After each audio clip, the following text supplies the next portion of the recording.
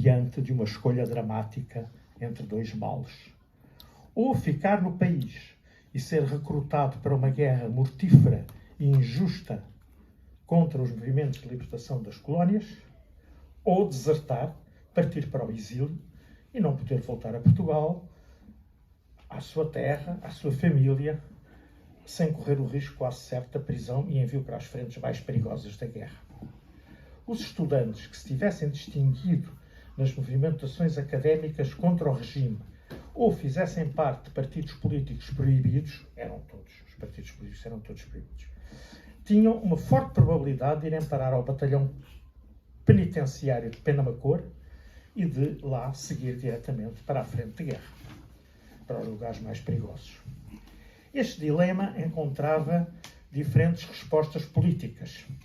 Para o PCP, o correto era não desertar e levar as palavras da Revolução por dentro das próprias Forças Armadas. Foi o que fez, por exemplo, o Manuel Alegre. Para outros, o certo era abandonar o país para não ir integrar uma luta com que não concordávamos e até combatíamos. Eu tive a sorte de não ter que fazer essa escolha por uma questão de data. Eu tive adiamento para terminar o curso e terminei o curso exatamente em fevereiro de 1974, portanto, o Exército depois disse que já não precisava de mais gente. Havia várias organizações secretas de propaganda contra a guerra colonial, nas quais será justo lembrar os católicos progressistas e recordar o nome de Nuno Teotónio Pereira, cruelmente torturado nos cárceres da PIDE. Dirigia os CLACs, Comitê de Luta Anticolonial. O PCP, desde 1957, era claramente anticolonial, tendo sido dissolvido o nascente Partido Comunista de Angola, dependente do português. A oposição socialista era também pela imediata abertura de negociações com os movimentos de libertação. A extrema-esquerda, naturalmente, partilhava estas posições. Se estas eram as posições dos movimentos de oposição, naturalmente, os jovens que se viam perto da dramática opção de que acima falei, mais agudamente sentiam revolta contra as guerras coloniais injustas e desfasadas na história. E muitos desses jovens, mobilizados como milicianos, tiveram também importância na tomada de consciência das Forças Armadas Portuguesas do absurdo daquela guerra. É evidente que as lutas de libertação das colónias, nesse sentido, foram uma forte alavanca para o 25 de Abril.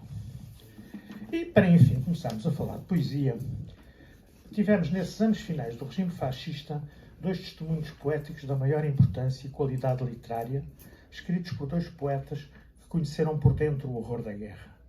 Em 1965, Manuel Alegre publica Praça da Canção, seguido em 1967 por O Canto e as Armas. E em 1972, Fernando Assis Pacheco publica Cauquiem, um resumo, um livro de poemas que, para fugir à censura, usa um disfarce vietnamita, que depois dos 25 de Abril, em 1976, é publicado sem disfarces, com o seu nome de verdade, Catalabanza, Quilolo e Volta.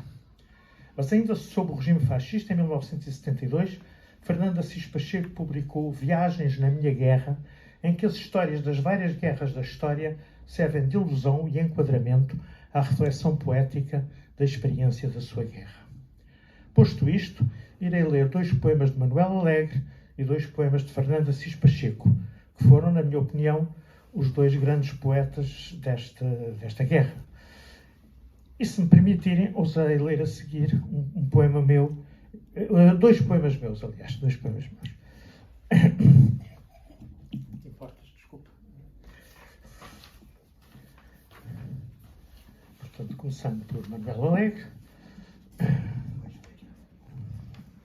temos este: Como se faz um poema da Praça da Canção. Com muita coisa eu fiz o meu poema, rasguei retratos, abri um poço na planície, habitei muitos cadernos, fui à guerra e morri, fui à guerra e voltei, com muita coisa fiz o meu poema. Mané, onde ficaste, meu primeiro verso? Mané rimava sempre com porquê, porquê? Minha tia morreu devagar, devagar. Nesse dia aprendi o substantivo morte. Com muita coisa fiz o meu poema. Meu pai tirava lixo e um sonho do nariz. Meu pai foi sempre um poeta em volta de um poema que nunca apareceu. E agora eu tiro dos minutos versos, como meu pai tirava do nariz um sonho. E isso, com muita coisa, fiz o meu poema. Algumas eu não digo. Para quê dizê-las? Por exemplo, rimava estrelas com Bruxelas. Nas rimas era livre. Vieram prender-me, prendê-las. Descobri outra rima para estrelas, celas. Com muita coisa fiz o meu poema.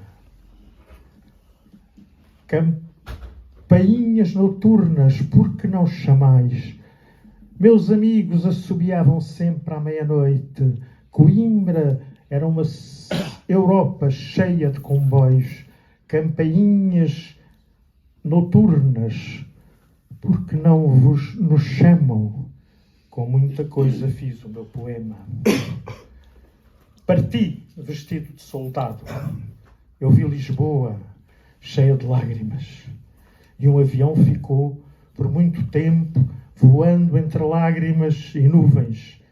Minha amada chorando no aeroporto triste. Com muita coisa fiz o meu poema. Meu amigo morreu. Já disse como foi. A mina arrebentou, meu amigo ficou com as tripas de fora, em cima de uma árvore. Aprendi na terceira pessoa o verbo morrer. Com muita coisa eu fiz o meu poema. Não vou dizer o tempo que demora um verso. Como dizer-vos, por exemplo, o tempo com as chaves metálicas batendo na minha cela, que depois rimei com estrela. Com muita coisa eu fiz o meu poema. Cidade, já rimei com liberdade. História, muito aprendi desde esse dia. Liberdade, rimar depois com estrela e cela. Tivesse que rimar com alegria. Meu poema rimava com minha vida. Vamos acabar aqui este poema. É mais longo, mas a parte que dizia respeito à guerra está já, foi já lida. Desculpa. Obrigado. E continuando com Manuel Alegre, vamos ler outro poema, um pouco menos longo, mas que me parece bastante bom e bastante importante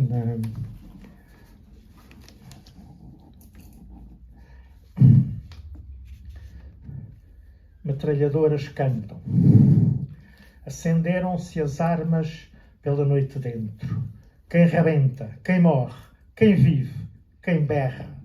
Há um vento de lamentos nos lamentos do vento. Metralhadoras cantam a canção da guerra. Cantam granadas a canção da morte. E há uma rosa de sangue à flor da terra. Morrer ou não morrer é uma questão de sorte.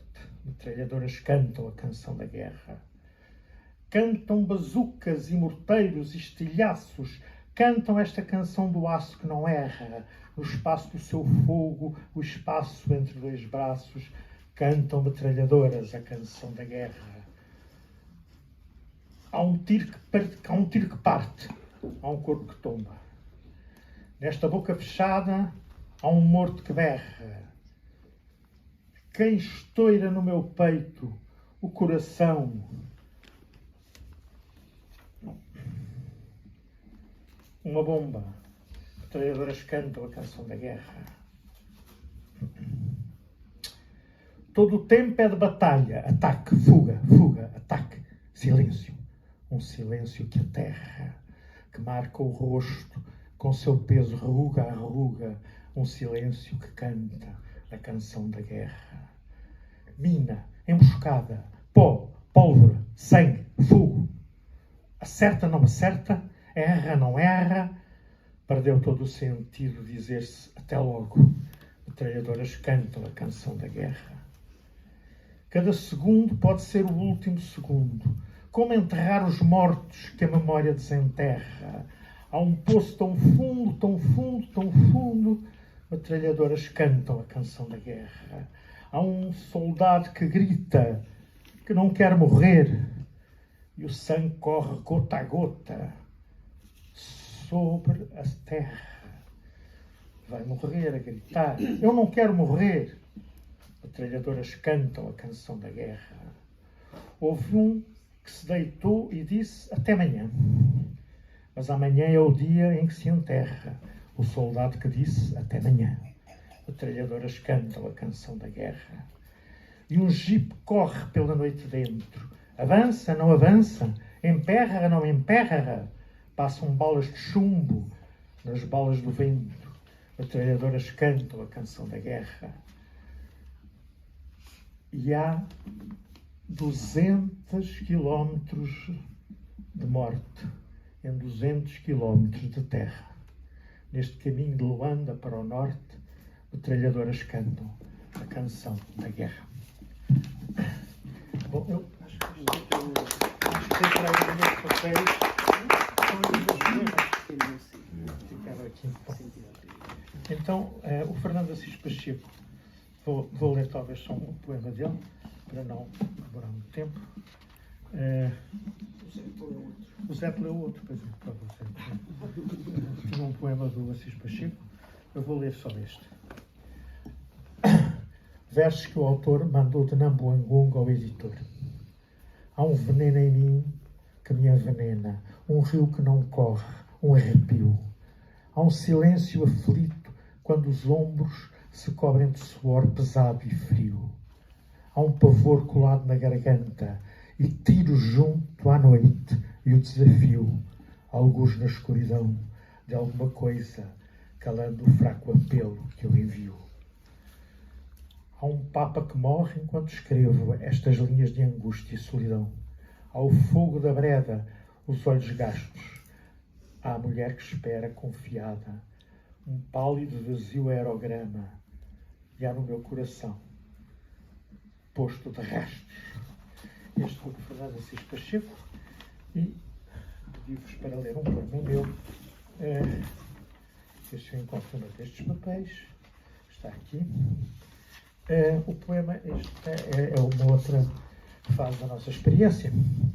Eu, depois de ter escapado à guerra, fiz algumas viagens a Angola, título oficial, ainda no período das negociações, e depois, mais tarde, fui colocado em Luanda como secretário de embaixada.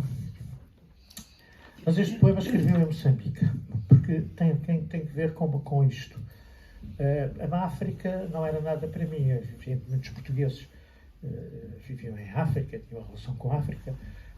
Para mim e para muitos outros portugueses, a África era uma coisa abstrata, era um objeto de luta e propaganda contra o qual nós nos insurgíamos, e era qualquer coisa distante, porque de qualquer maneira nós, a menos que tivéssemos laços familiares com os nossos portugueses desses países, nós não vivíamos com paixão e conhecíamos muito pouco o que era a África.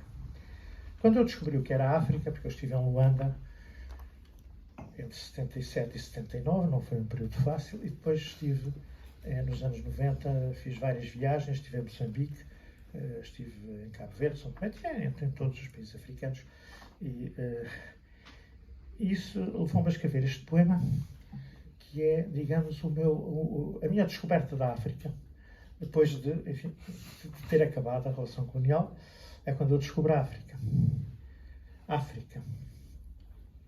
Não se faz da memória um novo amor. Por isso, nada em mim te procurava. Não te sonhei sequer quando criança. Teu nome não brilhava como estrela. Porque amor é só feito de surpresa, mas nos agarra quando nunca ouvimos. Para mim, Teu país no mapa era uma confusa mancha de incerteza. A guerra, a solidão, fim do império, vieram dar o rosto da tragédia ao que eu nunca sonhara como história que fosse pessoal. Coube-nos todo este peso da história e esta surpresa de te reconhecer como eu respiro. Este poema é um poema dedicado à África e àquilo que nós encontramos de nós na África. E finalmente, saindo do tema, mas dentro daquilo que são os nossos dias, eu vou ler um poema meu recente, ainda inédito, que se chama Palestina, Natal de 2023. Qual foi o blindado que arrasou o presépio? Quem disparou sobre os 3 reis magos? O drone que seguiu todos os pastores, de onde veio? Onde foi fabricado? A vaca e o burrinho camuflaram Jesus. José e Maria esconderam-se na palha, como se tivesse chegado a hora da cruz e os soldados de Herodes a atiraram de calha. Terra santa, arada pela morte e semeada pelo ódio, que nos podes dar agora os frutos da tua sorte.